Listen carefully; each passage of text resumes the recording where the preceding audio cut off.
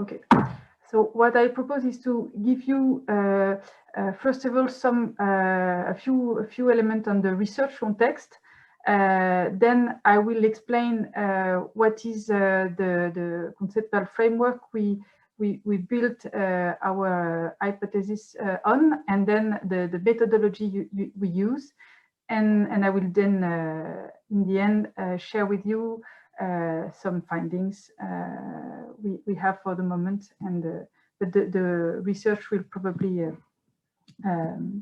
go on, and so I will be very happy to have also your comments and questions in the end. Regarding the context and the research question, in fact, when we start this research, we start in 2015. And at this time, there was no common or precise definition of social responsible investment.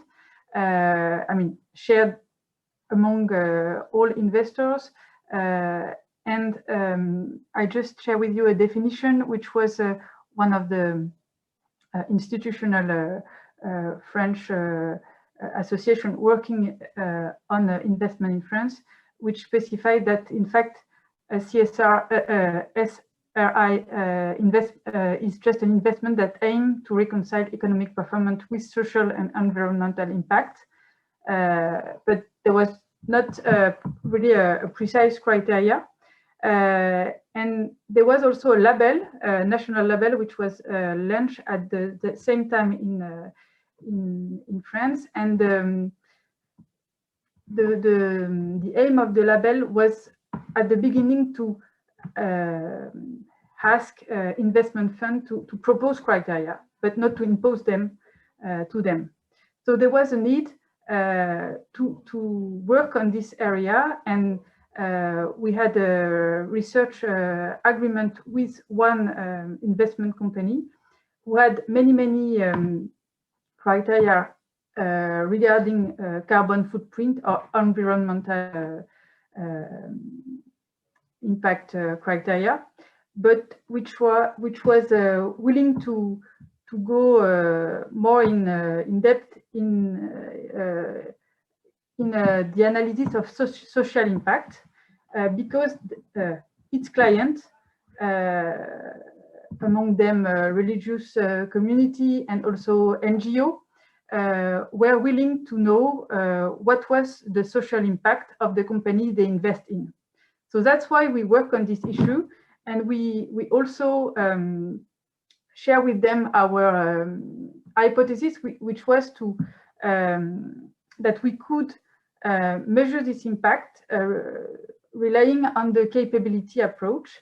And that's why our research question at the beginning was, how can we assess if an investment do not harm but rather protect and enhance the stakeholder capabilities and human development? So this is really the research framework and the context when we start. Regarding the conceptual framework and methodology, in fact, we rely both on theories and empirical data, since, as I just said, our framework is the human development and capability approach. So I just share here the basic definition of SEN. So a capability is what a person can choose to be or to do. And we also rely on Nussbaum definitions, Nussbaum list of capabilities, and her notion of threshold, which means that we have to assess if a given person is able to reach a threshold of capability to be able to access to a given functionings. So I will not be too long on the capability approach, but maybe I will say just a few words about this framework, which is a normative framework mainly used for the assessment of individual well-being and social policy in development studies. It has been formalized by the Indian economist Amartya Sen, but also by several authors such as Nussbaum, Alquire, Stewart, Robbins, Benedict Zimmerman, who is here with us. And it focuses on what people are effectively able to do and to be. That is on their capability.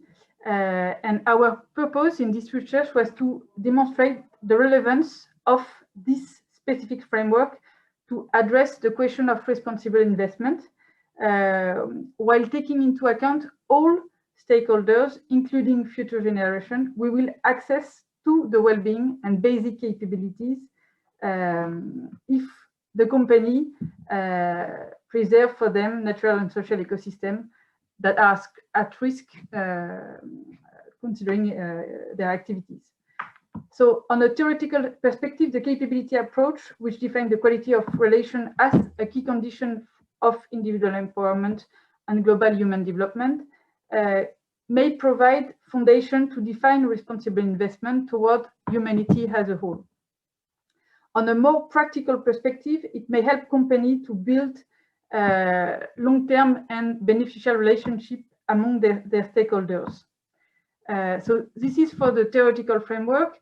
And regarding the empirical research, in fact, we based our results, are based on several fieldwork, but I will not detail them right now, which were used to assess social investment in social investment impact on local communities in southern countries, linked with the impact of global companies, multinational companies.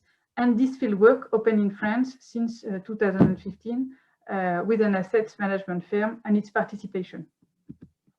So our hypothesis was to define responsible investment on epistemological foundation and ethical foundation, which were aligned with the capability approach. So we highlight 3 dimensions to assess investment impact on human and natural ecosystem. The first one was the access to minimal socioeconomic conditions for worth of people. The second one was the quality of the social fabric. So within the company and beyond the company borders with clients, investors, and subcontractors. And the third one was the impact on ecosystems at a larger scale. So our methodology was aiming at assessing these three dimensions, and regarding the ethical foundation. So we are aligned. Our approach is aligned with a political or relational definition of the firm, so responsible toward its stakeholders, and also an inclusive approach taking into account all the stakeholders and focusing on the worst off, since they do not, for some of them, have access to the capabilities. So that's why we have to put the priority on them. It's also a long-term approach, and that's why we have to assess the impact on several years. So three questions may help us to assess the investment contribution. So first, how will the worth of people benefit from the investment? And here we focus on the worth of people within the company or impacted by the company. Will the investment enhance the social fabric? And here we focus on the relationship between the stakeholders of the companies. And will the investment promote ecology at a larger scale? And here we have a larger scale of analysis, which can include the community, the territories, and the society as a whole.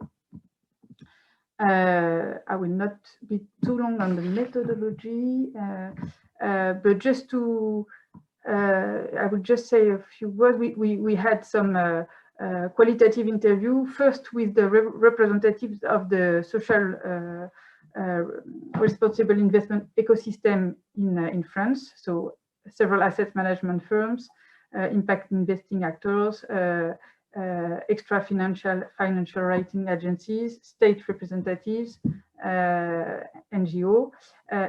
Then to have an idea of the state of the art regarding this social impact criteria at this time, And then we had, I mean, a field work first within the investment firm, which we had many meetings with them in order to be able to build this index with them, and then we select 2 companies among their participation to test our dimension, our variables and criteria in order to see if it was working in 2 specific fields. And we choose 2 companies with different in different sectors to have an overview.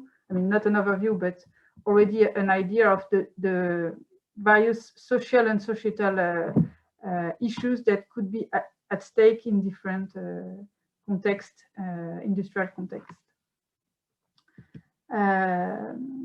So our findings. So first, there is this. I will go more in detail in the next slide. But what we one result was this index, which is focused on company contribution to social and societal preservation through. I spoke about 3 dimensions, but in fact there is. I mean, the second one, the quality of the relation, it's split into 2 because we wanted to focus on employees on the one hand and on other stakeholders such as customer, partners, or subcontractor on the second hand. But you have these 3 main dimensions. So the inclusion or the access of the capability for the worse off, then the quality of the relationship among the stakeholders, being employees or others, and then the net contribution to ecosystem preservation.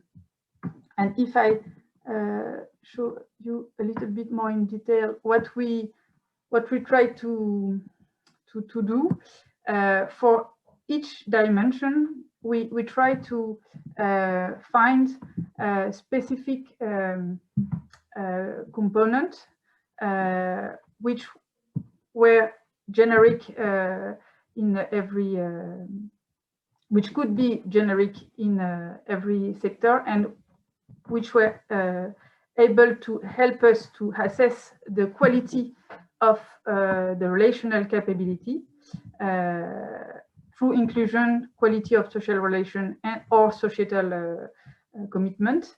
And then we try to find the right threshold, meaning the threshold the company has to be above so that we can consider that the capability of the stakeholders were achievable or accessible.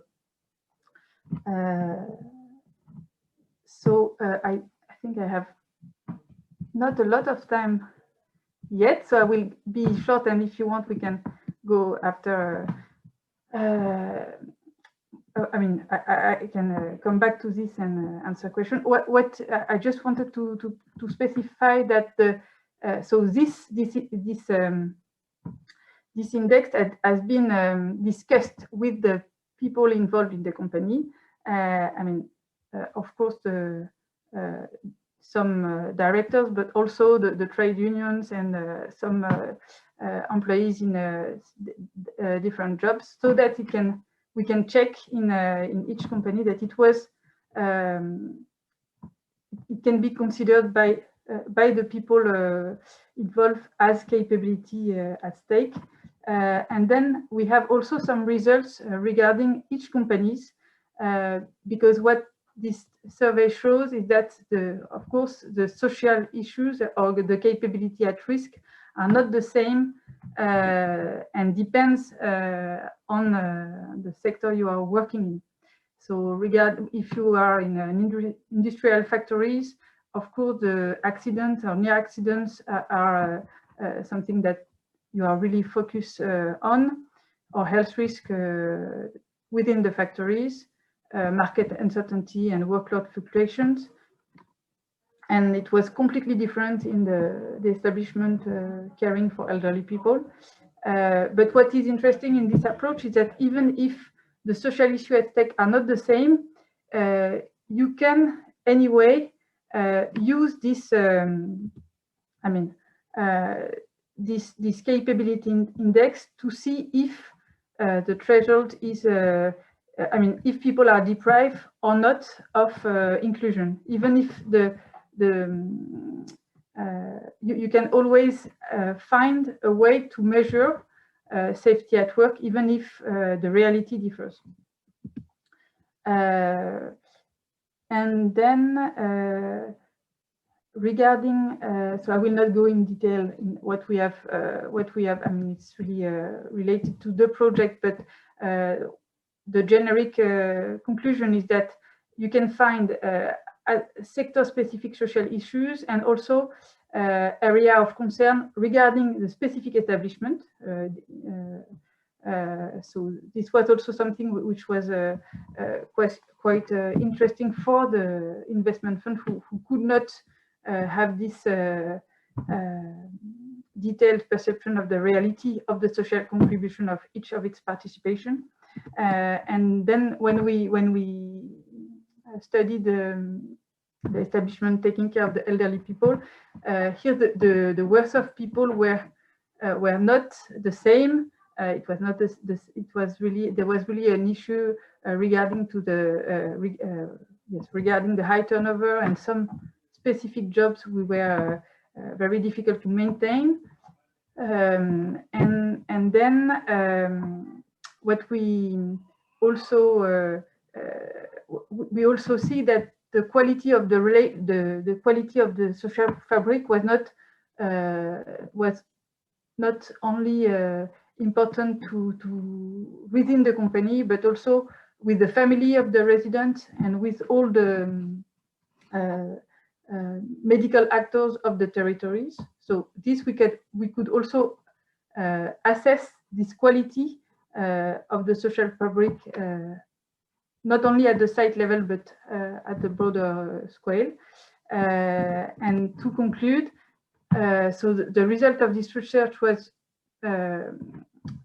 the ability to work on the valuation of relational capability with an index, but with also specific dimension regarding different sectors. The limitation of our research was the difficulty, in fact, to, the main at the beginning, we were willing to use this index for all the participation, all the company included in a given fund, but this was really difficult to compare them because, in fact, there was many biases linked to the diversity of the consolidation scope and sectoral and geographical implantation. So that was really a difficulty for us, and so we had to. We could not really compare all the company, even if they belong to the same fund.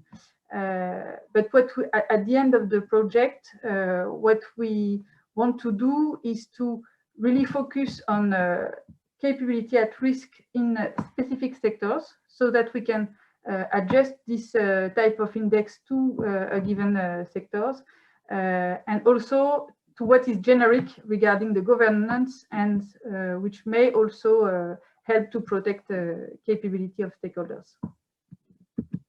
Thank you very much for your attention.